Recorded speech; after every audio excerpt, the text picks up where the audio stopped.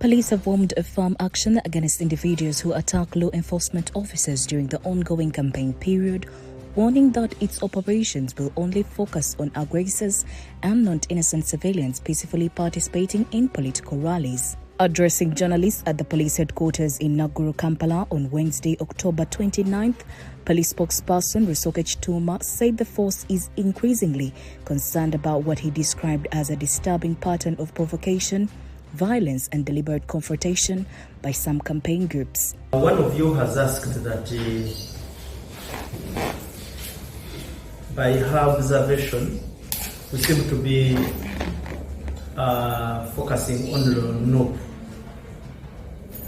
And the question is that aren't others also committing offenses? First and foremost, we would like to say that there are a number of transgressions, but we have been patient with every side, NOP inclusive. We have been patient. We talked about processions. You saw a number of them to some extent violated. We continued re-echoing the same message. But you will realize that this specific message comes up when now fellows have started even beating police officers, punching.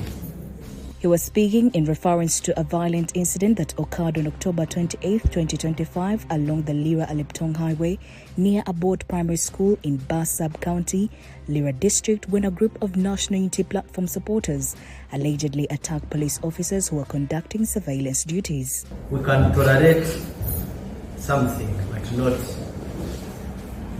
this. Because now this would show that actually we are weak. Piercing and deflating tires. Now that one is not acceptable. Like I said earlier, there is a lot of heated temperament in a campaign cycle, and we have been understanding it. Chituma said police have since arrested 10 suspects who are currently detained at Lira Central Police Station, while a green Toyota Hisense, commonly known as a drone, believed to have been used during the attack, has been impounded. Investigations are ongoing to recover the stolen items and apprehend other accomplices still at large. The Kawempe Chief Magistrate Court has for the second time declined to release on bail Edward Sebufu and Akielo Kivumbi, the two private bodyguards of new presidential aspirant Robert Kyagulanyi Ssentamu. Both Edward Sebufu, alias Eddy Mutwe, and Akielo Kivumbi had requested that they be admitted on mandatory bail, having clocked 60 days on remand at Luzira Prison without commencement of their trial. However, the court presided over by a Grade 2 magistrate, Stephen Waihumba, has rejected their plea on grounds that his court lacks jurisdiction, powers to hear and determine their serious offences relating to military drilling, which attract a maximum penalty of 7 years imprisonment on conviction. Eddy Mutwe and Akielo Kivumbi are part of a group of 10 NUP supporters who are jailed on charges relating to a military parade held at NUP headquarters in Kavule in February this year. Other suspects are NUP Deputy Spokesperson Waiso Mufumbiro, the NUP Leadership School Principal Doreen Kaija, and mobilizer Sauda Madada. They are facing a series of crimes including military drilling, operating a school without a license, and being in possession of a military-like attire. The group of 10 has been remanded back to Luzira Prison until 18th November as police inquiries continue. Former socialite and money bag Bryan White is back in the news after a woman reportedly died in an incident at his home in Machindi suburb of Kampala on Monday.